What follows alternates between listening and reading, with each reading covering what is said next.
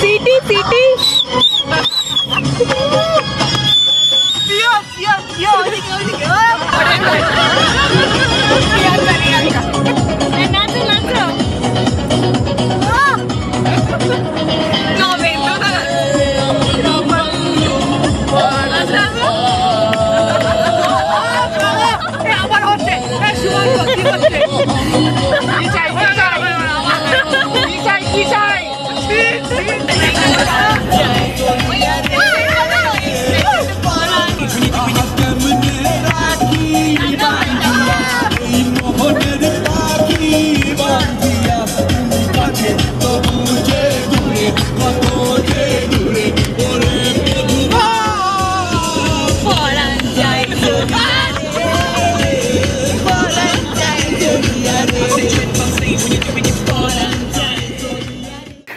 আজকে 6 এপ্রিল 2012।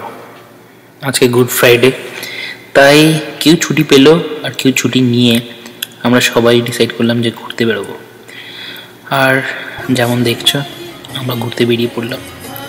এখনও কিন্তু উইন্টারটা পুরোপুরি যায়নি, বাইরে একটু কনকনা ঠান্ডা, 2 কি 3 ডিগ্রি সেলসিয়াস, 54 ডিগ্রি ফরেনহাইট।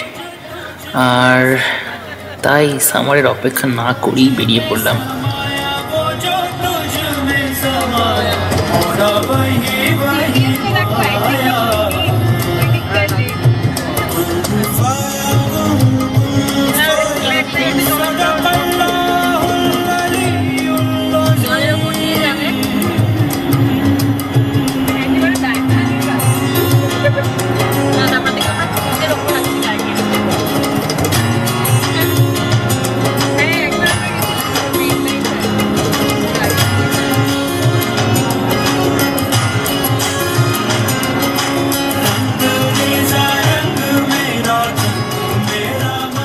কি অবস্থা, রাস্তার ধারে লেক, সবাই আইপডে গান শুনে নিজের মনে নিজে দুলে যাচ্ছে, আর গাড়ি চলছে 100-র উপরে। ভাবা যায়?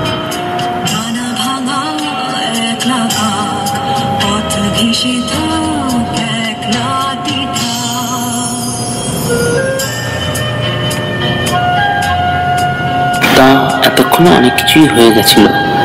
সেই ডুলুতে নেমে খাওয়া সকালবেলায়, আর গুজবেরি ফলস নেমে সবাই মিলে ছবি তোলা, আর ফাইনালি মামাকে আমাদের পেছনে ডেকে পেট্রোল ভরা।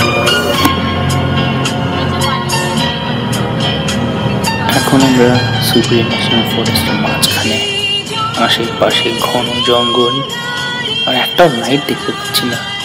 পকেট থেকে মোবাইল বের করে দেখি, ম্যাপস তো দূরের কথা, কোনো টাওয়ারই নেই।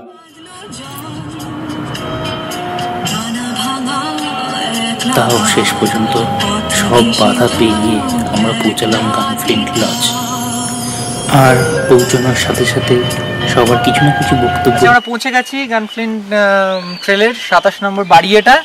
এইখানেই আমরা আপাতত 2 দিন থাকছি, এবং কি হবে আমাদের, আমরা কিন্তু টোটালি পুরো ওয়ার্ল্ড থেকে আলাদা, কারণ আমাদের ফেসবুক করবে না, আর মাঝখানে অনেক ট্র্যাজেডি হয়েছে, ওই জন্য মুখ দিয়ে ওয়ার্ডটাও হয়ে যাচ্ছে না। যেখানে মামা পেছনে নেয় সবার, সেখানে আমরা মামার পেছন নিয়েছি। বাড়িতে ঢোকার পরেই কেন জানি মনে হচ্ছিল যে বাড়িটা কি এরকমই, নাকি সকাল থেকে কিছু পেটে পড়েনি। আর বাজে এখন 3টে, বাঙালির পেট বুঝতেই তো পারছো। কিছু আর না ভেবে ডাইরেক্ট সবাই দৌড়ে গিয়ে চান টান করে ভাত গরম করে বসে পড়লাম।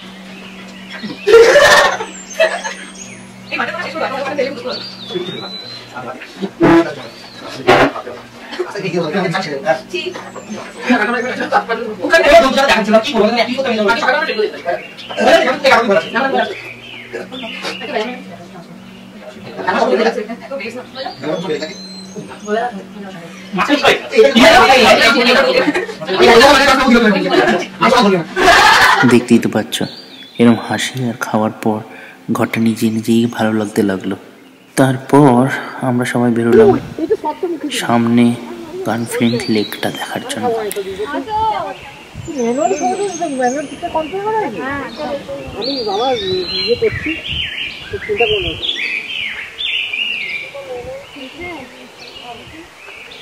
লেকটা দেখে আর কিছু বলার জন্য ছিল না। সবাই আইদার নিজেদের ক্যামেরা বের করছিল অথবা কেউ তাকিয়ে দেখছিল। একদিকে ইউএস আর ঠিক লেকটার ওই পারে কানাডা, আর মাঝখানে লেকটা এত শান্ত, একদম নিস্তব্ধ, আর মাঝে মাঝে পাখি ডেকে উঠছে। তারপর শুরু হলো আমাদের ফটো সেশন।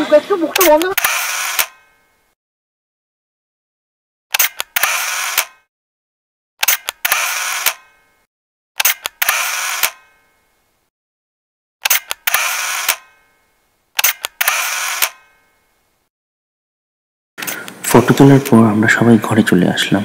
একটা ছোট্ট মতো ঘুম দিলাম, কিন্তু কেউ ঠিকই বলেছিল, জঙ্গলে কিন্তু তাড়াতাড়ি সময়টা কেটে যায়। চোখ খুলতেই দেখি অন্ধকার। রাত্রিবেলা ঘরটা অনেকটাই আলাদা লাগছিল, আর সব ছোটো খাটো আওয়াজগুলো কানের সামনে যেন স্পষ্ট হয়ে আসছিল। ঘড়ির কাঁটা, ঝিঝি পোকার ডাক, আর আগুনে কাঠ জ্বলার আওয়াজ, সব কিছু মিলেমিশে যেন জঙ্গলের পরিবেশটা জমে উঠেছিল।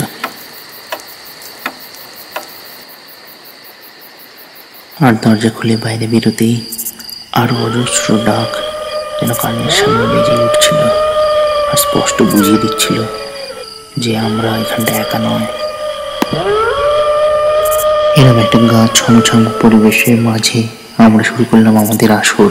ঘরের আলো কম করে আমরা সবাই একসাথে বসে সবাই নিজেদের জীবনের ভয়াবহ ঘটনাগুলো আমাদেরকে বলা শুরু করলো।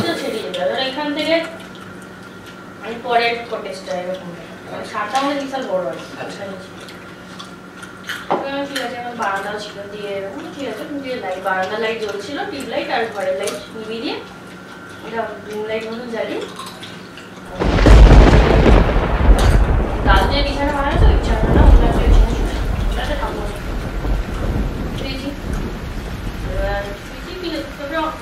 ঘুম এসছে অনেক পরে, পায়রাটা একটা মাঝে মাঝে এই গাটা ছমছম করে উঠছিল।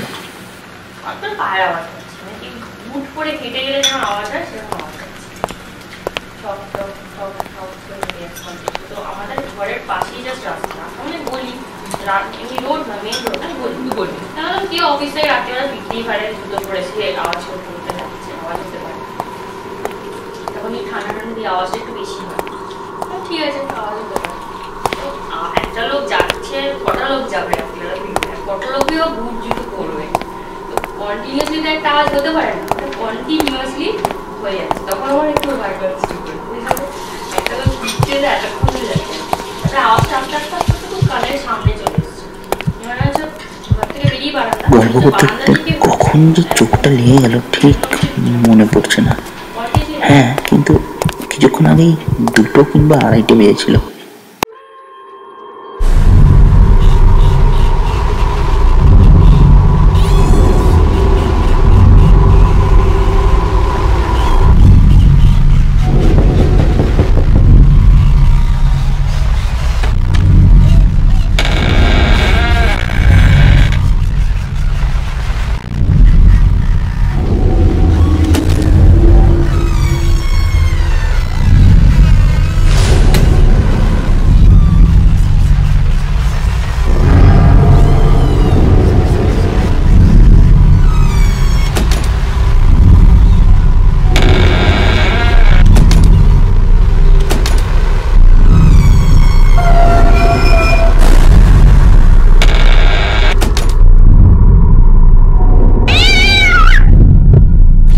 চোখটা খুলে বিছানাটা দেখতে পারলাম।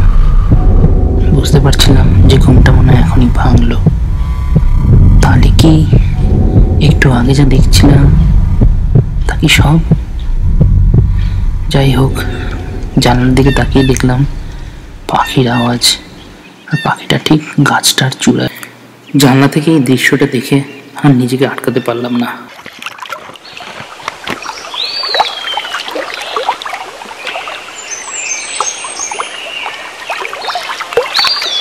জলের কন কন আওয়াজ আর পাখির ডাক, মনে হচ্ছে যেন এখানটাই সারাদিনটা কাটিয়ে দিই বসে বসে। অরণ্যর ব্যাপারে যা শুনেছিলাম সবই সত্যি মনে হচ্ছিল। তাই সময় নষ্ট না করে আমরা সবাই বেরিয়ে পড়লাম আবার।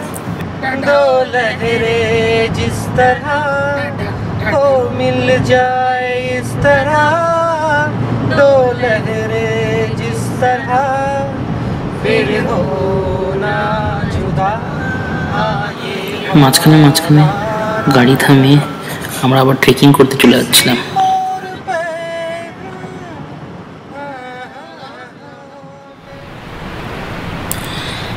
এই দৃশ্য দেখতে দেখতে পুরোনো একটা কবিতা মনে পড়ছিল, কাউকে বলতে শুনেছিলাম, আর এখন হঠাৎ ওই কবিতার শব্দগুলো কানের মধ্যে বেজে উঠছিল। আর কত দূরে নিয়ে যাবে মোরে হে সুন্দরী, বলো কোন পার ভিড়িবে তোমার সোনার তরী।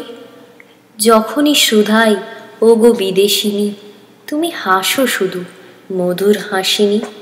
বুঝিতে না পারি কি জানি কি আছে তোমার মনে, নীরবে দেখাও অঙ্গুলি তুলি। অকুল সিন্ধু উঠেছে আকুলি, দূরে পশ্চিমে ডুবেছে তপন গগন কোণে। কি আছে হোতায় চলেছি কিসের অন্বেষণে, বলো দেখি মোরে সুধাই তোমায় অপরচিতা। ওই যেথা জলে সন্ধ্যার কোলে দিনের চিতা, ঝলিতেছে জল তরল অনল, গলিয়া পড়িছে অম্বর তল। দিক বধূ যেন ছলো ছলো আঁখি অশ্রু জলে। কোথায় কি আছে আলোয় তোমার মুখর, সাগরের পার মেঘ চুম্বিত অস্তগিরির চরণ তলে। তুমি হাসো শুধু মুখ পানে যে কথা না বলে।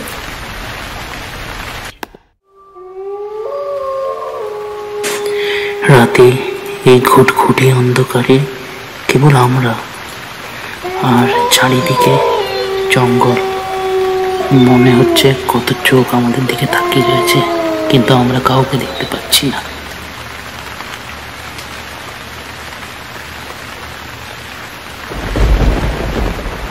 ট্রেকিং করে ফেরা হলো রাতে। তারপর অনেক কিছুই হলো, নাচ গান বাজনা আর ডামসার আর্টস। সব কিছু হওয়ার পরে খেয়ে দিয়ে একবার আবার বেরোলাম বাইরে। আজকে এই অরণ্যতে শেষ রাত, তাই হয়তো রাতটাকে দেখার জন্যই বেরোলাম। মেঘগুলো চাঁদটাকে মাঝে মাঝে ছুঁয়ে চলে যাচ্ছিল, আর জঙ্গল পূর্ণিমার রাতে একটা আলাদাই দৃশ্য। এইসব দেখতে দেখতে মনের কোনো একটা ছোট্ট অংশে একটা গান বেজে উঠছিল। সেটা শুনতে শুনতে আর মনে পড়ে যাচ্ছিল এই অরণ্যতে কাটানো 2 দিন আর 2 রাত্রি, আর ছোটখাটো অনেকগুলো ঘটনা যেটা কোনোদিন ভুলতে পারবো না। নিশিরাত বাঁকা চাঁদ আকাশে, চুপি চুপি বাঁশি বাজে বাতাসে বাতাসে। নিশিরাত বাঁকা চাঁদ আকাশে, চুপি চুপি বাঁশি বাজে বাতাসে বাতাসে। নিশিরাত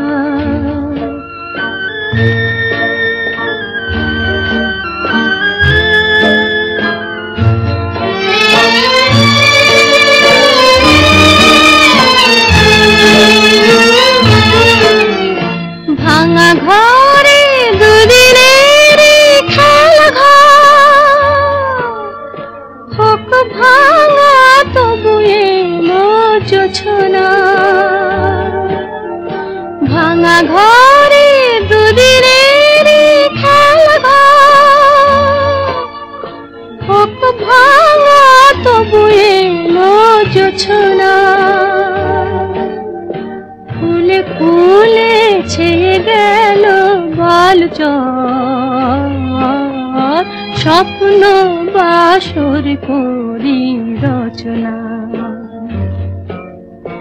এই জীবনে যতটুকু চেয়েছি,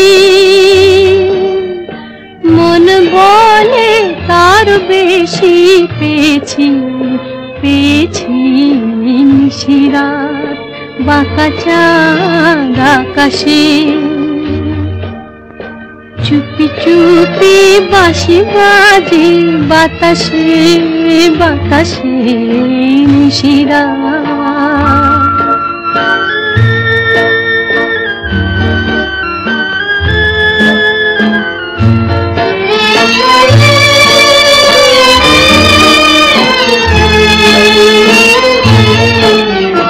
জীবনের পথে পথে চলতে যত আশা গিয়েছিল ফুরায়ে। জীবনের পথে পথে চলতে যত আশা গিয়েছিল ফুরায়ে। গজমতি হার যেন ধুলিতে ভিখারিনী পেল আজ কুড়ায়। এই জীবনে যতটুকু চেয়েছি মন বলে তার বেশি পেয়েছি পেয়েছি নিশিরাত বাঁকা চাঁদ আকাশে। চুপি চুপি বাঁশি বাজে বাতাসে বাতাসে নিশিরাত বাঁকা চাঁদ আকাশে।